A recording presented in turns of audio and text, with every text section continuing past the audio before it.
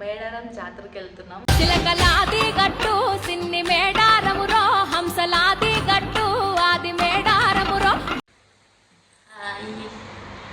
ఇవాళ first blog కూడా మనం షార్ట్స్ చేస్తూనే ఉంటాం, మీ అందరికీ తెలుసు. బట్ ఫుల్ లెంత్ వీడియో ఇదే ఫస్ట్ టైం. సో మీరందరూ సపోర్ట్ చేస్తారని కోరుకుంటున్నాను. ఫస్ట్ టైం ఫుల్ వీడియోలో నా ఒరిజినల్ వాయిస్ కాబట్టి అది షార్ట్స్లోనూ ఒరిజినల్ వాయిసే. But camera face to face ఇలా మాట్లాడడం అనేది ఇదే ఫస్ట్ టైం కాబట్టి కొంచెం నర్వస్నెస్ అనేది ఖచ్చితంగా ఉంది. దాని పక్కన పెట్టేసేయండి. అండ్ అసలు ఈ ఫస్ట్ వీడియో ఎందుకు అంటే, నేను ఎన్నో ఏళ్ళ నుండి ట్రస్ట్ చేసే, నాకు ఎంతో ఇష్టమైన ఏమంటారు, నేను నమ్మే దేవతలు. సారీ, మీకు ఇప్పటికే అర్థమైపోయి ఉంటుంది, క్లూ ఇచ్చేసాను కదా. సో ఇప్పుడు January 28 ఇవాళ డేట్. నైట్ 2:22 అవుతుంది.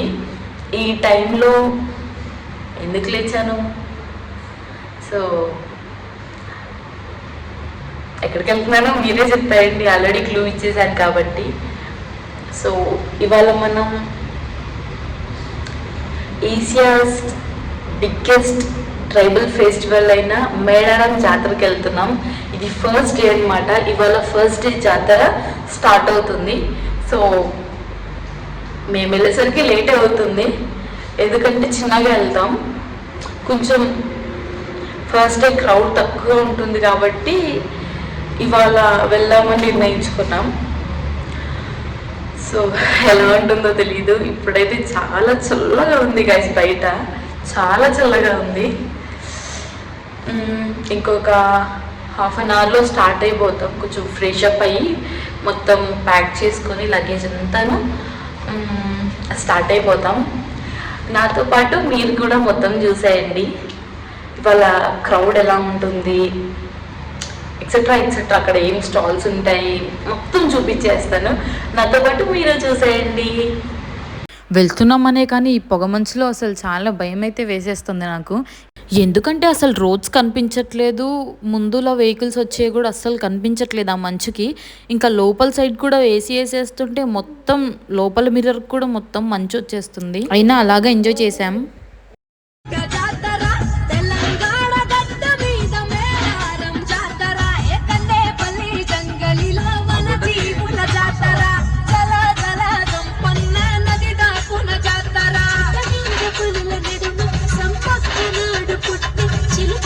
ఇక్కడైతే ఇంకా నేను డ్రెస్ చేంజ్ చేసేసుకున్నాను. అసలు ఎందుకు చేసుకున్నానంటే, అక్కడికి వెళ్ళాక నేను స్నానం చేద్దాం అనుకున్నాను, కానీ అక్కడ డ్రెస్ చేంజ్ చేసేసుకోవడం చాలా అన్కంఫర్టబుల్గా ఉంటుంది అనిపించింది. ఇంకా ఎప్పుడు మేడారం జాతరకి వెళ్ళినా ఖచ్చితంగా మన పాల్వంచ పెద్దమ్మ తల్లి టెంపుల్ దగ్గర ఆగి దండం పెట్టుకునే వెళ్తాం. ఎందుకో ఎన్నో ఏళ్ళ నుండి మాకు అది ఆచారంలాగా మారిపోయింది. ఇప్పుడు టైం 8 అవుతుంది, అయినా చలి ఏ మాత్రం కూడా తగ్గలేదు. ఇంకా అడవిలో నుండి వెళ్తున్నాం కాబట్టి ఇంకా చలేసేస్తుంది. కానీ నాకు అక్కడ వెదర్ చూశాక కాసేపు ప్రశాంతంగా అలా నడవాలనిపించింది. నిజంగా గైస్ ఎంత బాగుందంటే, ఎవ్వరూ లేకుండా అలా పొగ మంచుతో చుట్టూ అడవి, నాకైతే చాలా బాగా నచ్చేసింది. ఇంకా అలానే కొన్ని పిక్స్ తీసేసుకున్నా. అంత మార్నింగ్ టైం బయలుదేరేసరికి ఏమీ తినలేదు, అందుకే మధ్యలో మనుగూరులో ఆగి టిఫిన్ చేశాం. నిజంగా చెప్తున్నాను గైస్, మేడారం వెళ్ళేదానికి ఒక 10 కిలోమీటర్స్ ముందు వరకు అసలు రోడ్స్ అనేవి ఏమీ బాలేవు, అసలు డెవలపే చేయలేదు. ఇంకా మేడారం వెళ్ళేదానికి ముందు ఒక 10 కిలోమీటర్స్ ముందు నుండి మేడారం అంతా మట్టి రోడ్సే, అసలు ముందు వెళ్ళే వెహికల్స్ కూడా అసలు ఏమీ కనిపించట్లేదు ఆ దుమ్ముకి. ఫైనల్లీ మేడారం అయితే రీచ్ అయిపోయాం గైస్. మాకు ఈ జర్నీ అంతా 6 hours పట్టింది గైస్. లాస్ట్ 10 కిలోమీటర్స్ మాత్రం 10 కిలోమీటర్సే ఒక 50 minutes పట్టింది. అంత ట్రాఫిక్, అంత దుమ్ము, మొత్తం చిన్న చిన్న రోడ్స్. ఏమన్నా అనుకోండి గైస్, నాకైతే అస్సలు నచ్చలేదు ఆ రోడ్స్. సో ఇంకా పార్కింగ్ చేసిన దగ్గర నుండి ఒక 7 kilometers అయితే నడవాల్సి ఉంటుంది మనం గద్దెల దగ్గరికి. ఫస్ట్ నాకు ఈ వాగుని చూసినప్పుడు అర్థం కాలేదు, అదేంటిది జంపన్న వాగులాగా లేదు కదా అనుకున్నాను. దెన్ ఆ రియలైజ్ ఇది జంపన్న వాగుని కొంచెం పెద్దగా చేయడానికి ఈ వాగుని అయితే ఎక్స్టెండ్ చేస్తున్నారనమాట. ఇంకా చుట్టూ తిరిగి వెళ్ళడం దేనికని ఈ వాగులో ఉండి నడుచుకుంటూ వెళ్ళిపోదాం అనుకున్నాను. కానీ నడుస్తున్నప్పుడు నాకు ఎంత కోపం అనిపించిందంటే, అసలు కొంచెమైనా మనుషులకి బుద్ధి ఉండాలి. అసలు ఆ వాగుల్లో బాత్రూమ్ కూర్చోవడం ఏంటో నాకైతే అర్థం కాలేదు. మీరు ఎంత భక్తితో వచ్చినా కానీ ఇలాంటి పనులు చేస్తే మీకు ఫలితం ఎలా దక్కుతుందో నాకైతే తెలీదు.